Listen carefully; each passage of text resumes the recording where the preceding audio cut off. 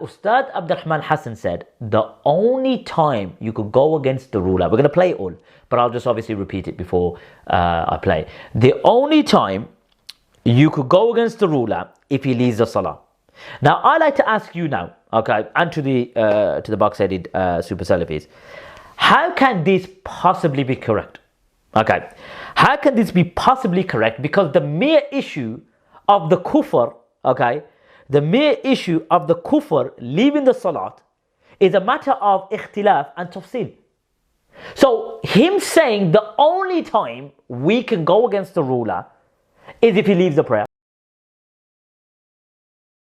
I want to move on now to something that you said previously in one of your videos, that if the ruler leaves the salah, this is the only time that we can rebel against him. Do you believe that the only time you can rebel against a Muslim ruler is if he leaves the salah? Remember, to me, the view that I hold is that leaving the salah is kufr. Correct. So if I say to you that the only time you can do khuruj on him is when he leaves the salah, for me, leaving the salah is a what? It's an act of kufr. So for me, I'm saying that to you, if he leaves the salah, he's a kafir, and if he does kufr is when you're only allowed to go against him. Because I explained him being a kafir as what? As leaving the salah. Yeah, you link the kufr and bawakhan with this. With the salah. Hadith, yeah. So if he leaves the religion in any other way, it's the same. I just mentioned one example to explain to you. Okay. If he does istikhlal or istibdal, then it's the same. It's the same thing. He's left. If he makes a religion, if he makes halal for himself, that which is haram or juhud or takdeeb or... And I think the hadith that you mentioned at the time of this statement just said the salah. Is that right? Yeah, I said, just the salah. Meaning, I believe the salah to be kufr akbar. And since I believe the salah to be kufr akbar, any other act that is kufr akbar, like leaving the salah, I also believe that if you go against him, if he comes with it, it's allowed for the person to go against him. And I mentioned that.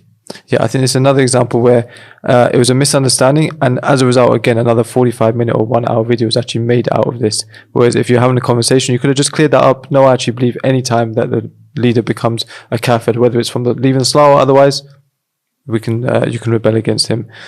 So at least we had the opportunity to clear that up. There's something I want to add on to that.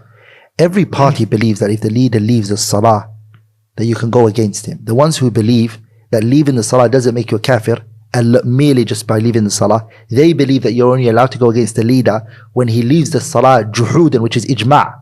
There's no parties differing. Juhudan meaning? Out of stubbornness. It's not just merely just leaving it. So they would say, when the Prophet ﷺ said, "La illa ma qama fikum salah," that until he establishes a prayer amongst you, they would say it means that if he leaves the salah juhudan.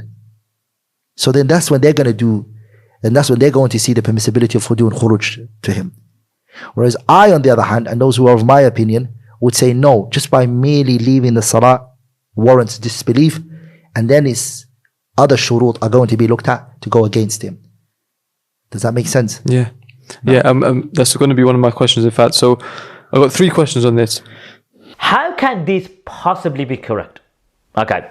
How can this be possibly correct? Because the mere issue of the kufr, okay, the mere issue of the kufr leaving the salat is a matter of ikhtilaf and tafsil.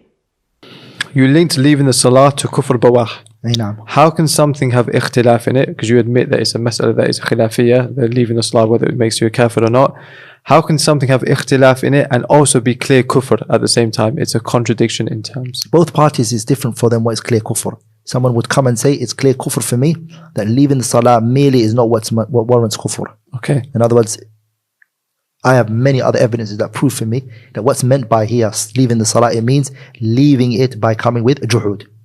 Shaykh al-Albani and those of his opinion. Kind of like rejecting the salah as part of the obligation and etc. So they will say, that's when I believe is kufr. Okay.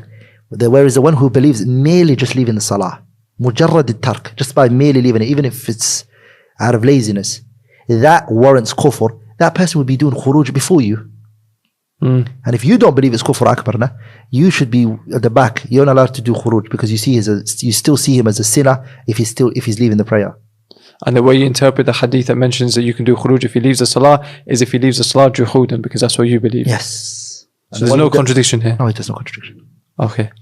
How can you accept ikhtilaf in the issue? How can you not accept ikhtilaf in the issue of khuruj when you have already accepted ikhtilaf on the ruling of leaving the salah, and the two masail are so closely linked? Not necessarily. It goes back to the issue of what is kufr and what is not kufr, the ulama differed upon it. Some issues ulama differed. Is this kufr or not? Does that make sense? So if I believe that leaving the salah merely warrants kufr, then I will go against this leader on the premises what? That he's a kafir. He's a kafir. Yeah. If you believe and you're of the opinion that merely leaving the salah is not kufr akbar, you have to do it with juhud, you're not allowed to do khuruj yet unless you verify, did he leave it out of takassal, did he leave it out of juhud? You can't do khuruj yet. I'm way before you in that regard. And by the way, when I say me, I mean I don't personally determine if you can do khuruj or not. There's going to be ahlul hal wal aqd, they're going to look at the shurut and the mawani', and they're going to look at the masalih and the mafasid, they're going to do the nasiha and all of that. It's not my, but I'm saying the scholars who hold my opinion. Arafat? Yeah. Okay, last question on this. But that person who believes that you can only become a kafir leaving the salah if you do it out of juhud. If the leader leaves it out of laziness, he believes he's a sinner. He doesn't believe he's a kafir. So he can't do khuruj. Okay, that's the exact response to my final question. I'm gonna have to ask it anyway because sometimes you have to really drill it home. If somebody believes that leaving the salah is not kufr akbar, can they rebel against the ruler who leaves the salah because of this hadith that you mentioned? If you say no, you are rejecting this hadith. And if you say yes, then you have conceded it is permissible to rebel against a Muslim ruler. I just said to you that the person who believes leaving the salah merely alone is not kufr akbar. He's not allowed to go against the ruler because he believes he's a what? If he leaves it merely, he's just a sinner.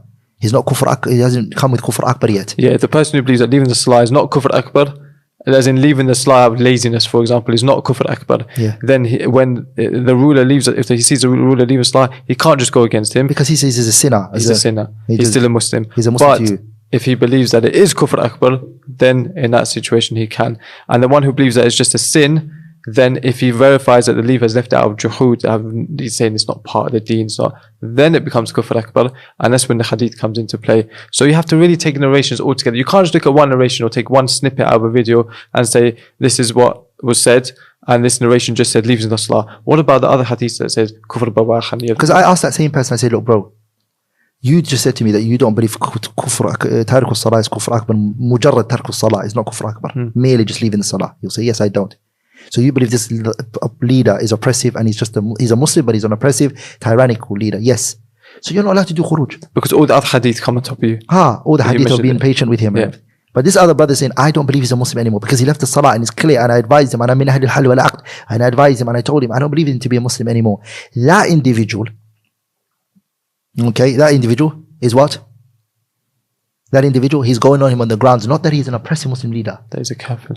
That is a kafir, and he's using tarku salah as evidence. Does that make sense? Yeah, 100%. Okay.